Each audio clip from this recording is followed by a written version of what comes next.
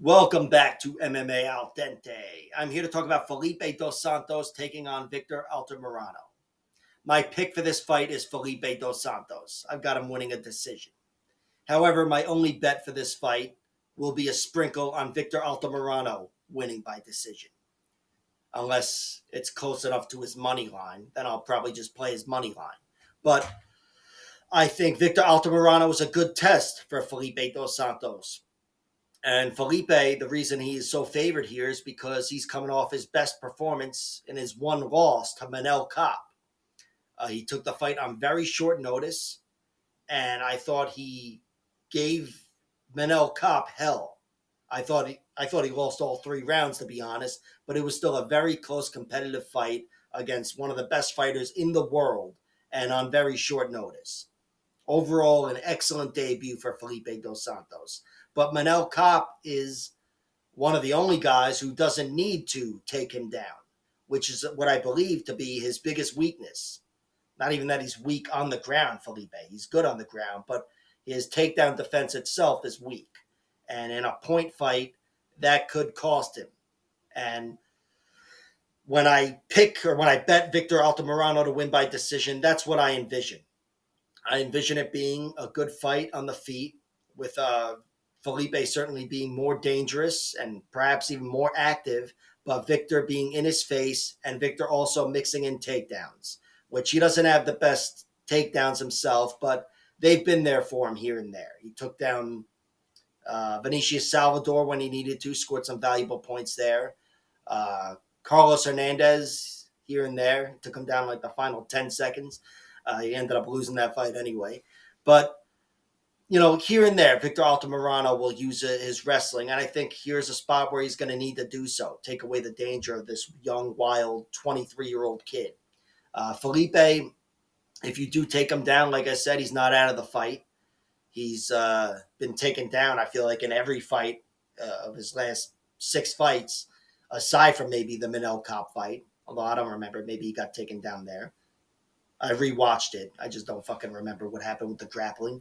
But he was taken down plenty of times in his last 5 fights or so. And he had some close fights there. But he's had an answer every time, whether he gets up or he submits the guy.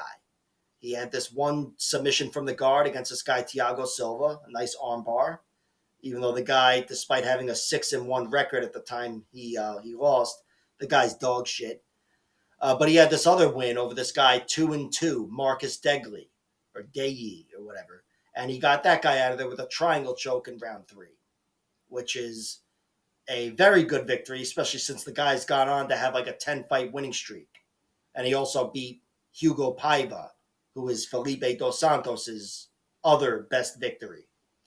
But anyway, he got him out of there with a triangle in round 3. That's the only thing I haven't seen was the round 3, but I saw the first 2 rounds, and it was back and forth. Each guy had a triangle locked up on the other guy at one point, and arm bars, rear naked chokes, back and forth fight, and I was really impressed with his composure, especially with so many ups and downs, and for being such a young kid. And I still kind of wish I would have seen the finish, but knowing he got a triangle choke 20 seconds into round 3 is enough for me to say that's a great victory of his. Still would have been nice to see it because if it's 20 seconds into round 3, I feel like it could be a flying triangle just as easily as it could be him getting taken down and locking up the perfect choke in 10 seconds. But regardless, he showed more defensively to me in that fight, that he was able to fight out of his own triangle attempts. His opponent was very game in that fight, and I was impressed with Dos Santos. After that, he won 2 decisions. This guy, Montoro, gave him hell. Guy was in his face. I think Victor Altamirano can definitely duplicate some of the success that this guy Montoro had. Yeah, this guy had good hands and good wrestling, and he was able to score points over Dos Santos, just not enough to win. And Hugo Paiva was his most recent victory. And that was a fight where he was hurt early to the body. I thought that was going to be the ending for the Manel Kape fight. I thought Manel Kape was going to hit that body where I thought I saw some weakness against Hugo Paiva. And Manel Kape did hit that body, but he didn't go anywhere, Felipe dos Santos. So I think that was just a little moment he had against Hugo Paiva. There's no reason to think he has a weak body. There's no reason to think he has weak cardio, weak on the ground, weak on the feet. The only thing that I can see that is a consistent haul is that he's takedownable. And Victor Altamirano, he's got some takedowns. He's not a force, but I trust overall his durability. You know, he's been tapped out 3 times actually as an amateur, all by rear naked choke, which that's not nothing. Even though it was many years ago and it's an amateur thing, it's no coincidence, especially considering the one time he's been finished as a pro was also a rear naked choke, even though it was to Jared Brooks, who is an amazing fighter outside the UFC and a former UFC fighter with some shit fucking luck. But uh, first round rear naked choke, I don't think that's going to happen here for Felipe dos Santos. I think both guys, in fact, are more comfortable working the submissions from the guard. Victor Altamirano's got one nice triangle choke over this guy, Lloyd something. I saw it, whatever his name is. But I think this will be a close fight that does go the distance, mostly conducted on the feet this fight, but with takedowns to make things interesting. My money, just the smallest little bit, is on Victor Altamirano winning by decision.